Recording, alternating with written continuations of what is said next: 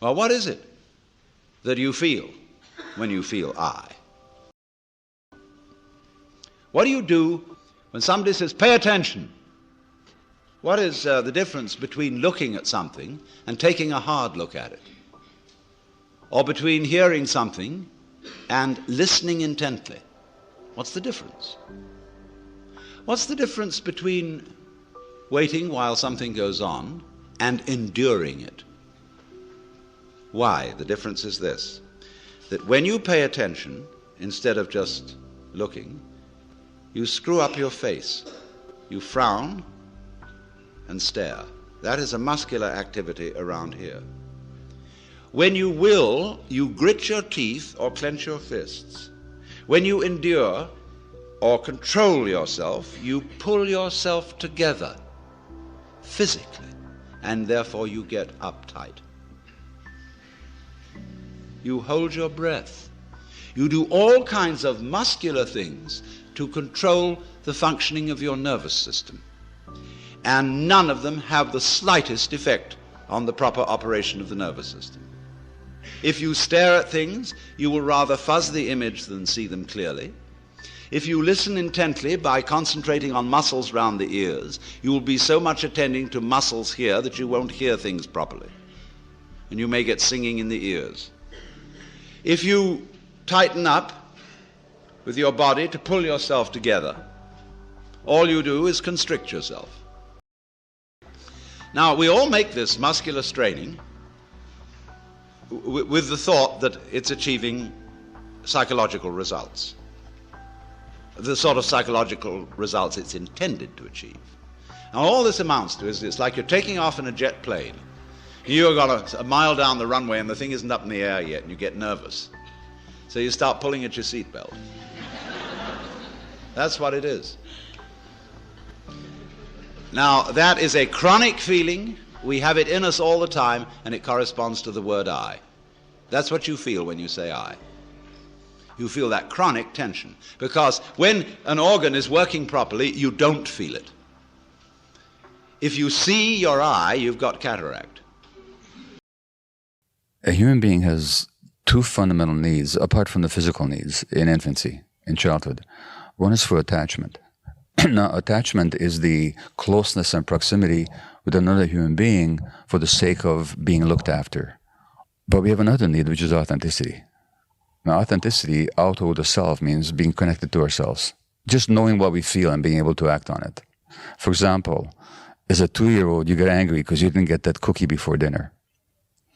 But your parents can't handle anger because they grew up in homes when there was rageaholism, and they're terrified at the very expression of anger, so they give you the message that good little kids don't get angry.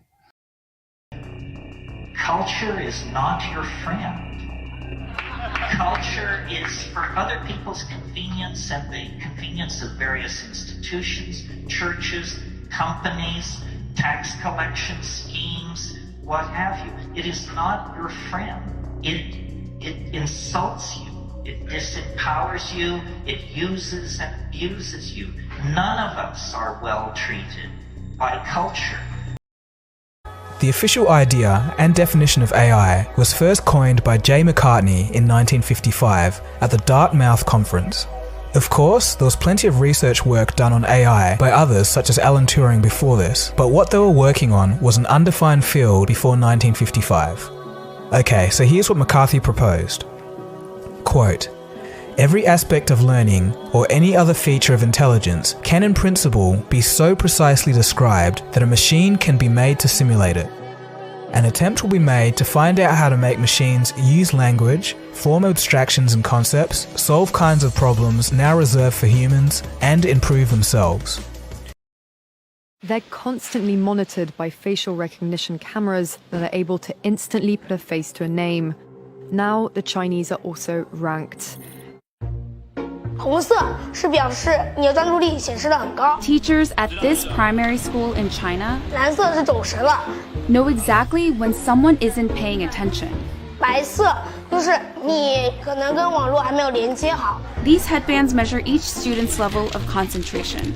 The information is then directly sent to the teacher's computer and to parents. China has big plans to become a global leader in artificial intelligence. It has enabled a cashless economy where people make purchases with their faces. A giant network of surveillance cameras with facial recognition helps police monitor citizens. Culture is not your friend. We need to think about these things because we have bought into the idea that we have to serve and behave and be enslaved, else chaos will engulf the world.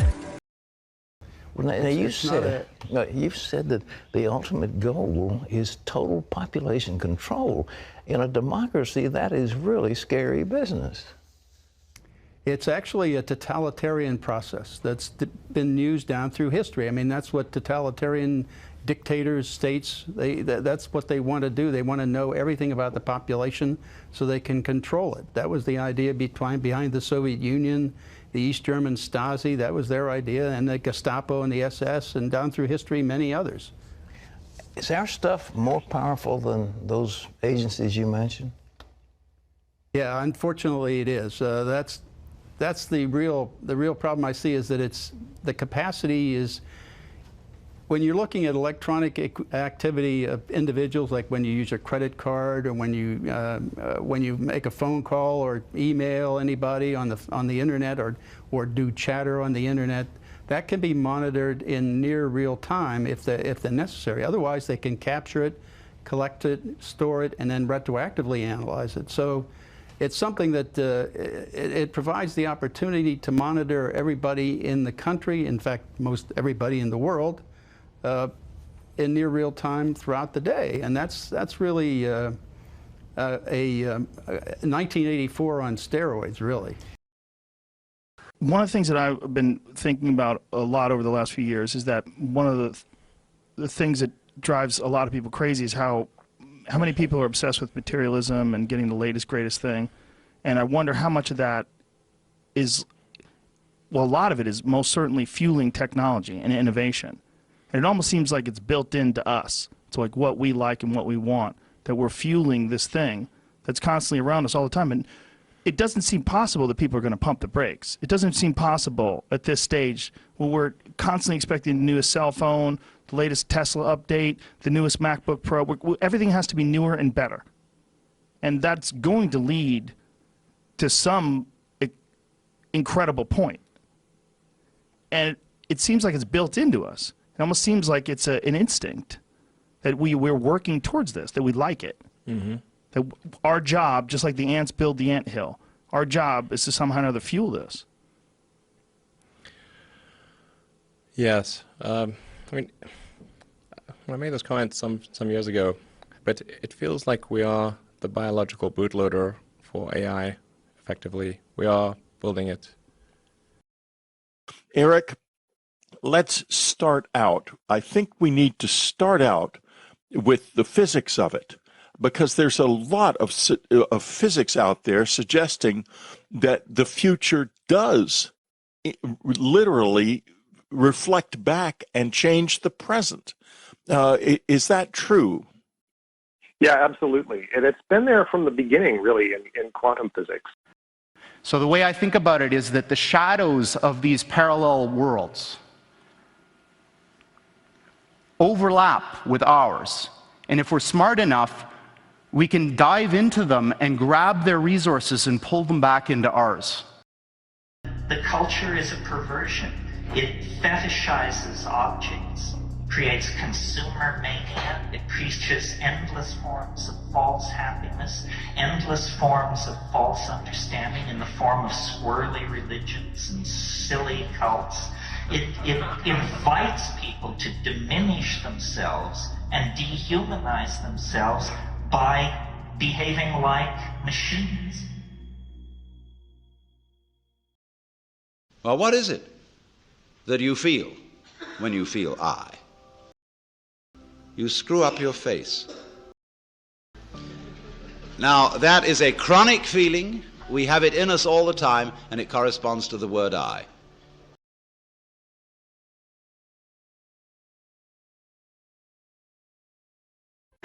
There is something loose on this planet? Is that what I want to say? Or behind reality? Or something? We could call it the unconscious, but that might make you feel more comfortable with it than you should. But what this power can do is it can manipulate your mind.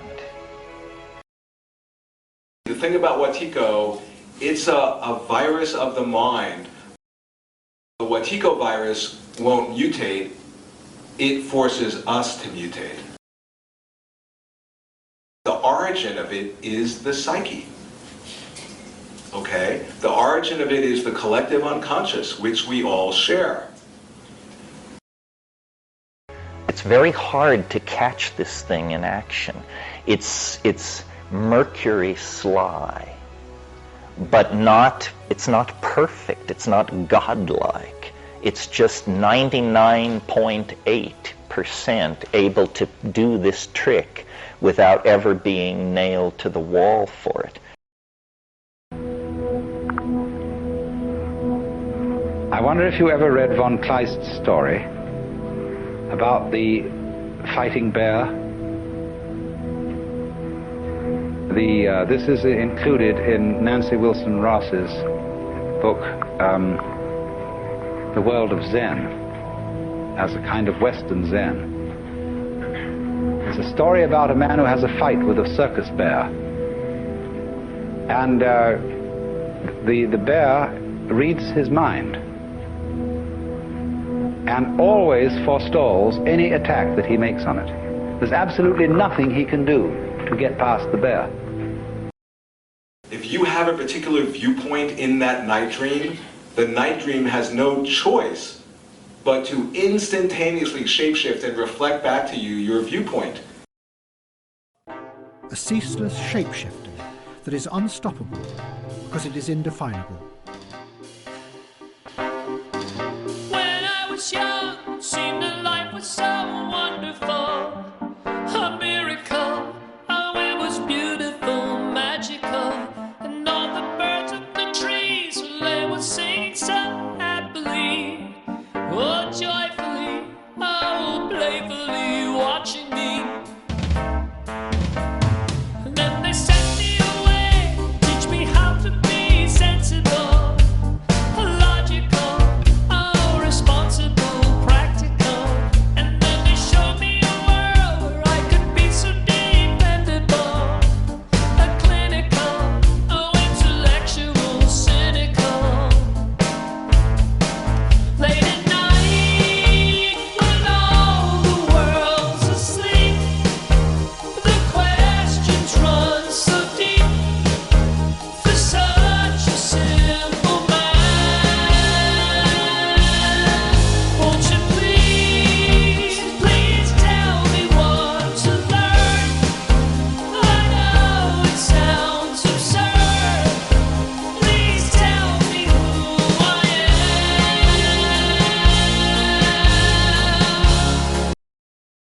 am. Okay? Another way of understanding Wetiko, it's like who we are these geniuses. We are geniuses as far as how we co-create reality. The Wetiko bug co-opts our genius and turns it against us in such a way that we create a reality that not only is not serving us, but is killing us.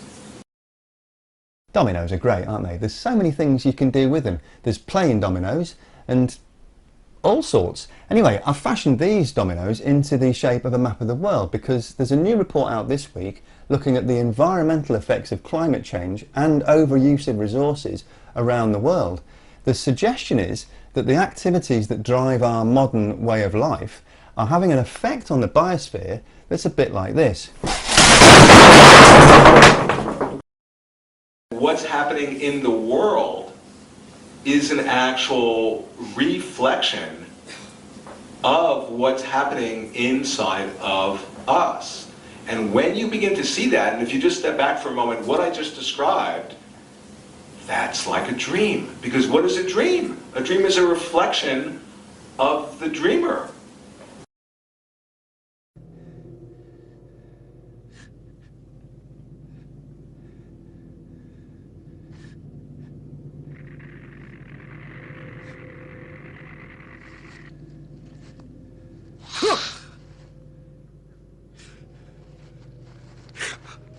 What are you afraid of? I don't know. Shall I tell you what's out there? Yes, please. The dragon. A beast of such power that if you were to see it whole and all complete in a single glance, it would burn you to cinders. Where is it? It is everywhere.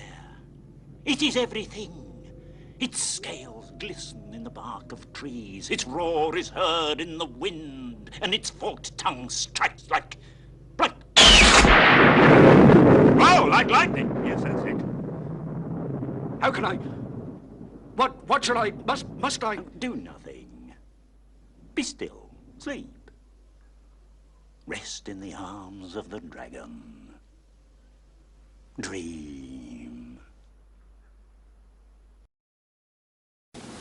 When you're in a dream, in a night dream, right? If you have a particular viewpoint in that night dream, the night dream has no choice but to instantaneously shapeshift and reflect back to you your viewpoint. Because what is the night dream but your own mind, right? And if you think about that, so if you change your viewpoint in that night dream, the night dream has no choice but to spontaneously shapeshift and reflect back your change in perspective. The evil we see in the world is actually a reflection of the evil that exists in us. And if we get too entranced in trying to destroy the evil out there and projecting our shadow and trying to destroy that darkness as it manifests in the world, we then become possessed by that very evil. You see, you can't see Wetiko at all. It's invisible as long as we're identified with a separate self, with an isolated, alienated, skin-encapsulated, egoic self that exists separate from anybody else. Physics has discovered that this world we live in is non-local. The implication is there's no separation anywhere. Everything is connected with everything else. And when you see that non-local field, that's to begin to discover the dreamlike nature of reality, because you begin to realize we don't exist in isolation, but we exist, we're interconnected and interdependent with each other. We all exist in this web of this reciprocal, this mutual interrelationship, interdependence, interconnection. When you see that, that's to snap out of the separate self, and the expression of that realization is compassion. So compassion is the Wetiko dissolver par excellence. From one point of view, we wouldn't have had these realizations without Wetiko. That it was the very stimulant that's prodding us, that's inspiring us to actually cultivate our compassion and to wake up and to discover who we are. So then all of a sudden you begin to realize, wait, I thought Wetiko was like the darkest evil. Well, it is. And yet it's bringing about the highest good. Well, it does. Well, I thought good and evil were total opposites. Well, when you see the way Wetiko operates through your own psyche, through the non-local field, through inner relationships with each other, it has no power. It just will dissolve into the emptiness out of which it arose. Ultimately, it doesn't exist. And if we don't have the recognition of what it's showing us, it's going to kill us. It's like this lethal mirage, which actually doesn't exist but can literally kill us. Well, in mythology, they talk about that, well, what do you do with demons? You find its name. You have to find its right name, its proper name. And when you find its name, you take away its power.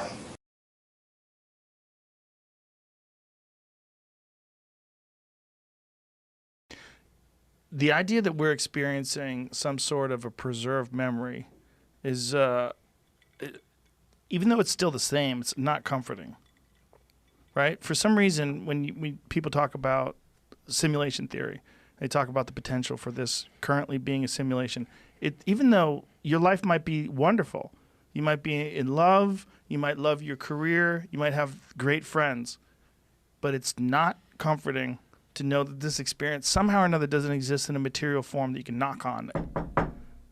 Feels real, doesn't it? Feels real, but if it's not, but the idea that it's not is for some strange reason disconcerting. Well, yeah, I'm sure it should be disconcerting. I was wondering whether we could discuss a bit about your idea that perception is not like a window, but instead it's more like a 3D desktop. Does that mean that there is nothing outside the mind, or does it just mean that we perceive something in an indirect way? Right. So most of my colleagues in cognitive neuroscience believe that our senses were shaped by natural selection, that we evolved, and that the selection pressures are such that those creatures that saw the world more accurately had a competitive advantage over those who saw less accurately.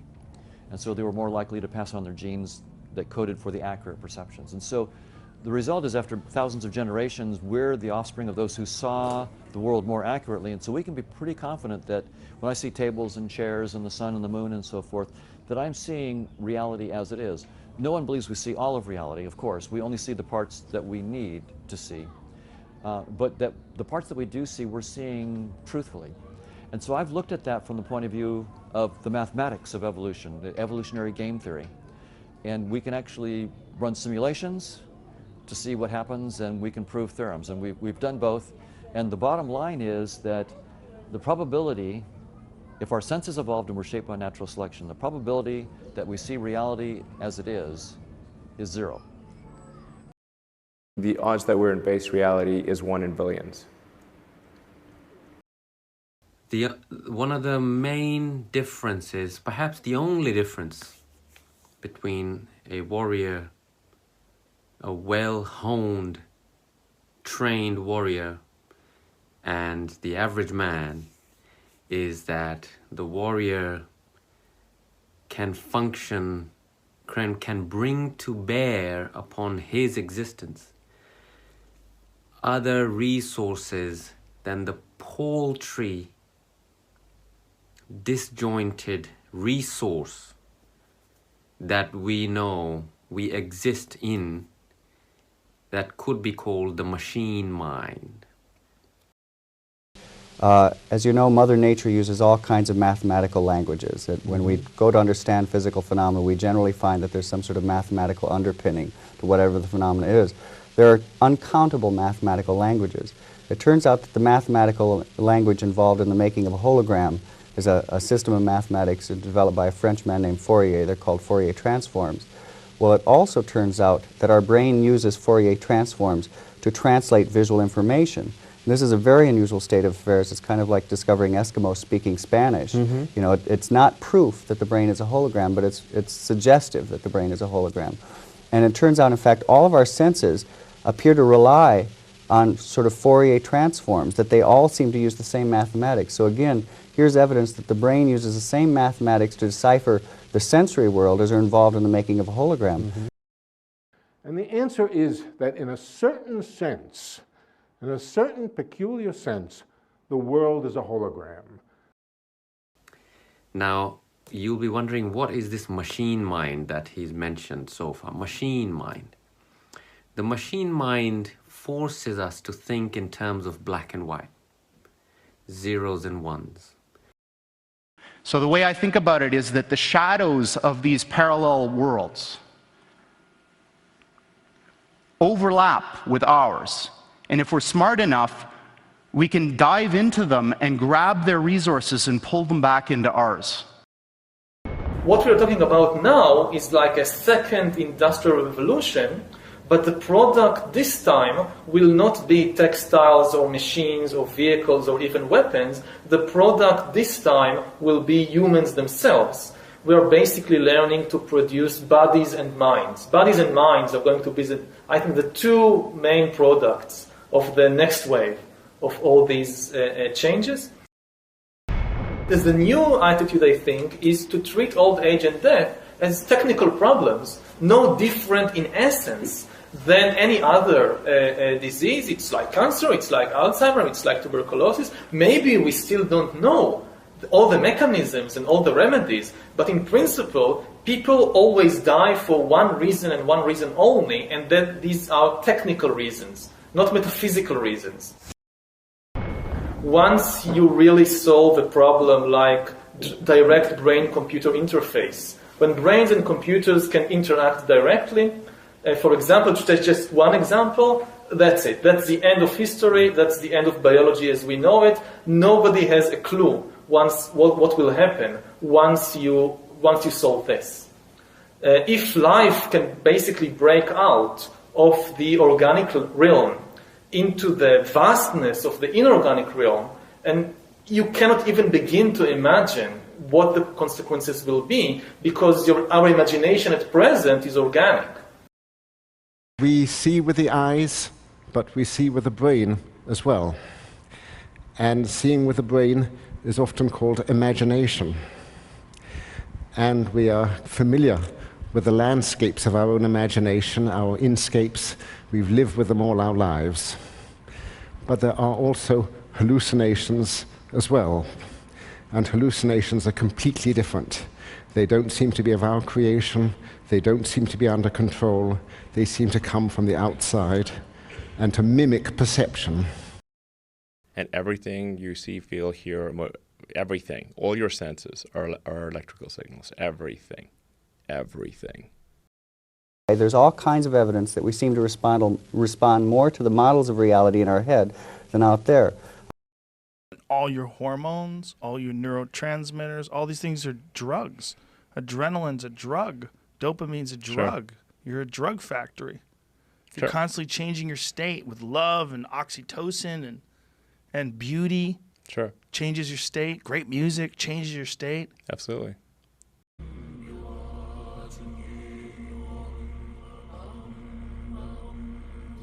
We need to carry out our analysis of the situation to the point where we can embrace chaos and see that chaos is the environment in which we all thrive. Good morning. I've set you some tasks. If you complete them on time, the air will remain breathable. It's not a pleasant situation. Stay open. Stay vulnerable. Stay in a state where you allow yourself to feel what you feel. Culture is not your friend. Good little kids don't get angry. A human being has two fundamental needs, apart from the physical needs, in infancy, in childhood. One is for attachment. Now, attachment is the closeness and proximity with another human being for the sake of being looked after. We have been lulled into a trance. But we have another need, which is authenticity. Now, authenticity, out of the self, means being connected to ourselves. Just knowing what we feel and being able to act on it. And that's going to lead to some incredible point. Shall I tell you what's out there? That the future does literally reflect back and change the present. You find its name. You have to find its right name. Good little kids don't get angry. And if we're smart enough, we can dive into them and grab their resources and pull them back into ours. You screw up your face. We exist in that could be called the machine mind. The machine mind forces us to think in terms of black and white. And everything you see, feel, hear, everything, all your senses are electrical signals. Everything. Everything. That perception is not like a window, but instead it's more like a 3D desktop. They seem to come from the outside and to mimic perception. Well, what is it that you feel when you feel I? Because who do you think the devil is? Good little kids don't get angry. Stay open. Stay vulnerable. Stay in a state where you allow yourself to feel what you feel. Our impulses are being redirected. We are living in an artificially induced state of consciousness that resembles sleep. We have been lulled into a trance. They have made us indifferent to ourselves, to others. We are focused only on our own gain. Good little kids don't get angry. Culture is not your friend. So the way I think about it is that the shadows of these parallel worlds overlap with ours. If life can basically break out of the organic realm into the vastness of the inorganic realm, solve kinds of problems now reserved for humans and improve themselves. And you cannot even begin to imagine what the consequences will be. And that's going to lead to some incredible point. The suggestion is that the activities that drive our modern way of life are having an effect on the biosphere that's a bit like this. Good morning. I've set you some tasks. If you complete them on time, the air will remain breathable. You hold your breath. You do all kinds of muscular things to control the functioning of your nervous system. Good little kids don't get angry. And everything you see, feel, hear, everything, all your senses are electrical signals. Everything. Everything. What do you do when somebody says, pay attention? The machine mind forces us to think in terms of black and white. The night dream has no choice. They seem to come from the outside and to mimic perception. They're constantly monitored by facial recognition cameras that are able to instantly put a face to a name. Real time throughout the day. The bear reads his mind. It's Mercury sly. And always forestalls any attack that he makes on it. There's absolutely nothing he can do to get past the bear. Nailed to the wall for it. Good little kids don't get angry. The culture is a perversion. We then become possessed by that very evil. The machine mind forces us to think in terms of black and white. How can I? What should I? Must I? So compassion is the Wetiko dissolver par excellence. Well, I thought good and evil were total opposites. Well, you find its name. You have to find its right name. It has no power. It just will dissolve into the emptiness out of which it arose.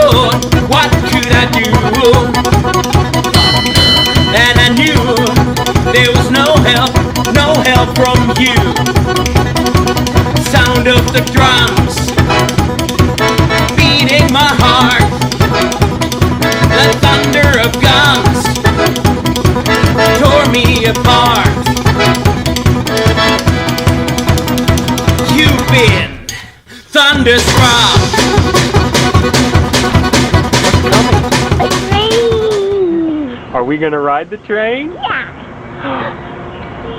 Look at how it goes to us. Oh my goodness. Here it comes. Here it comes. Hey, we gotta be safe. Stand back.